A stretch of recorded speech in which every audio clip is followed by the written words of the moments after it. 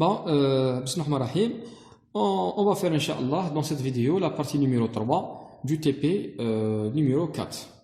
Bon, comme j'ai déjà dit, on va faire le couplage de la machine synchrone avec le réseau. On a besoin pratiquement de plusieurs appareils. Premièrement, on a besoin d'une alimentation triphasée. Dans ce cas-là, on va utiliser cette source-là pour alimenter l'inducteur. On va choisir la voie A. Pour alimenter l'inducteur de la machine à courant continu, ça c'est une machine à courant continu, c'est une turbine. On va passer par une rhéostat, de plus vers rhéostat en série, et on va aller jusqu'ici, et on va faire fermer le circuit de là vers le moins. L'idée c'est quoi? L'idée c'est qu'on va choisir le A ici fixe et le A ici variable. Le A ici variable pour l'induit. Pour varier l'induit, la tension de l'induit.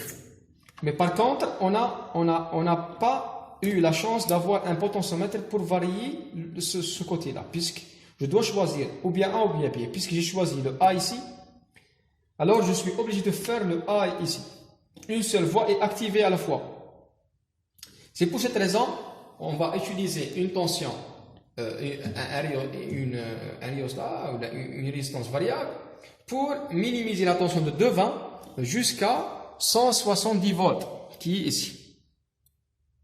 170 volts pour l'inducteur qui correspond à 0,7 ampères.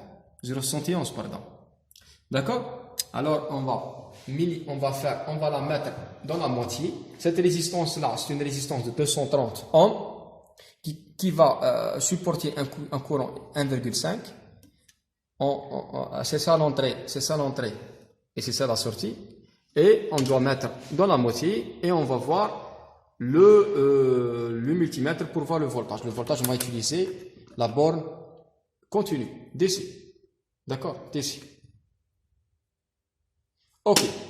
Ça, c'est pour l'inducteur, c'est-à-dire ici, en série, la sortie du rhéostat vers l'inducteur et on va fermer l'inducteur avec la source. On va fermer le circuit. Ça, c'est l'étape 1. Et on doit mettre un voltmètre en parallèle ici pour voir la tension au bord de l'inducteur. Et on ne doit pas mettre le voltmètre au bord du rhéostat, puisque la rhéostat est en série avec la source et avec l'inducteur. Si jamais je ferai un voltmètre en parallèle du rhéostat, je vais voir seulement la tension au niveau du rhéostat. Par contre, la tension au niveau de l'inducteur, c'est la tension de la source moins la tension de rhéostat puisqu'ils sont en série. D'accord? Il faut être prudent et attentif et ne pas tromper. Ça, c'est l'étape 1. L'étape 2, on va alimenter l'induit, via une tension continue qui a un fort courant, 28. Ici, nous avons 4,5, un courant faible. Pourquoi la différence entre 28 et 4,5? 28, puisqu'ici, l'induit, il a besoin de 15,4 ampères lorsqu'il est sous tension nominale, avec charge.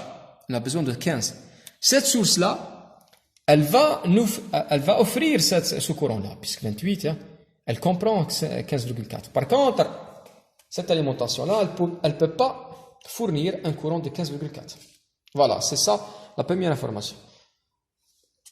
Toujours la même chose, on passe par le côté mesure, on peut mettre en série, ici, la sortie. D'accord? On commence par là. On vient ici, on vient vers l'inducteur et on va fermer de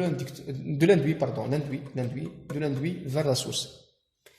On peut utiliser un voltmètre en parallèle, ici, vers là, comme on peut utiliser un autre multimètre en parallèle, voltage, volt et comme ici, ou bien ici, à savoir notre besoin, ou bien ici, pardon, l'induit. D'accord? Bon, la même chose pour la machine synchrone.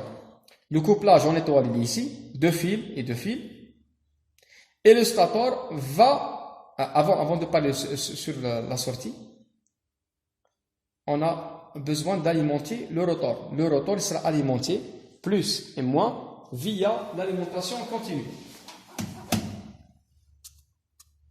D'accord? et on passe par un ampèremètre en série. Le plus, le A, la sortie, l'entrée et la sortie ici, et on vient ici. Et on ferme le circuit de là vers là. D'accord? Et on va varier le courant d'excitation J via ce potentiomètre. Sachant que le courant d'excitation J, la variation du courant d'excitation J, elle va varier la tension de sortie du stator. D'accord? Le stator, il va être en étoile ici, et on va aller de la sortie ici vers l'appareil de mesure triphasé, module de mesure triphasé, les entrées, les sorties, et on va sortir de là vers là. L1', L2', L3', c'est le stator, et on va toujours il est ouvert, il est à 0, ouvert, et on va aller L1, L2, L3 vers le réseau. 1, 2, 3. Puisqu'on a déjà choisi la voie A, ça veut dire que nous sommes ici. La tension, elle est fixe, 380. C'est-à-dire plus tard dans la vidéo suivante, Inch'Allah, qu'est-ce qu'on va voir? On va voir entre 380 à 400, 410 volts ici. Ça, c'est le réseau. Puisqu'il est fixe, il est déjà imposé. Par contre, cette tension-là, elle sera variée via le courant d'excitation J.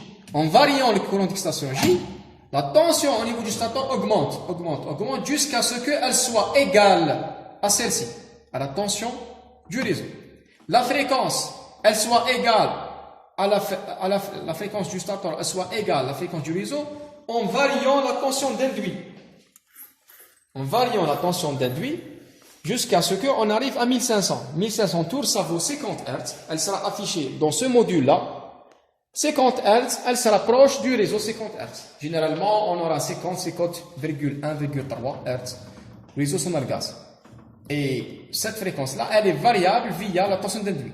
Toujours, on doit comparer ça avec ça.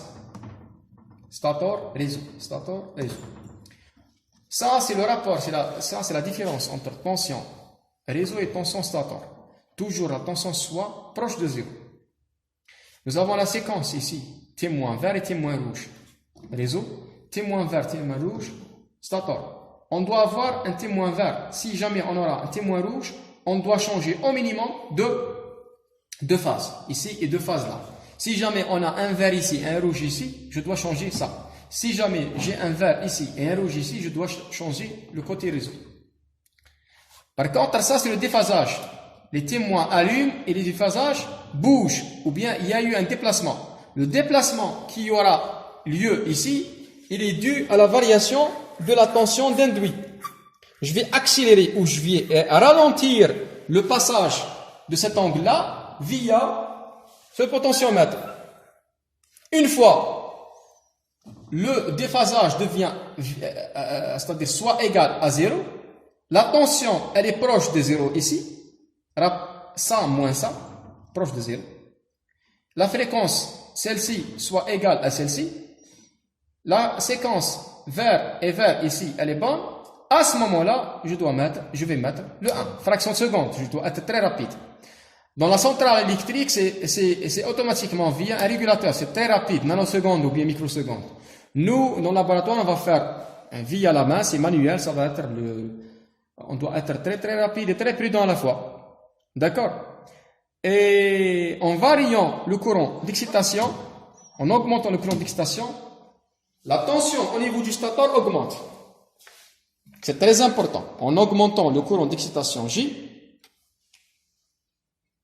la tension au niveau du stator, la sortie augmente. En variant la fréquence, la vitesse, la tension d'induit, la vitesse augmente et la fréquence qui est là, la fréquence augmente aussi. D'accord? Toujours, on se fixe sur la plaque signalétique. Le stator toujours ne doit pas dépasser 3,6 ampères, qui sera affiché ici. Toujours, je vais mettre mes yeux toujours, se fixer les yeux ici. Ne pas dépasser 3,6, quelles que soient les raisons. La puissance générée active via le stator donne un courant ici. Le courant ne doit pas dépasser 3,6 pour l'étoile et 6,3 pour le triangle. Nous, on va utiliser, Inch'Allah, comme la machine à synchrone, on va utiliser le montage étoile. Je pense que j'ai fait toutes les étapes importantes afin de réaliser le TP, Inch'Allah, dans les vidéos qui se suivent. D'ici là, Inch'Allah, je vous souhaite une bonne révision et vous devez être attentif pendant le branchement du montage. Soyez prudent et ne pas tromper. Utilisez un schéma électrique, le schéma électrique dans la brochure, et vous devez le suivre attentivement. Je vous remercie infiniment pour votre attention. À la prochaine.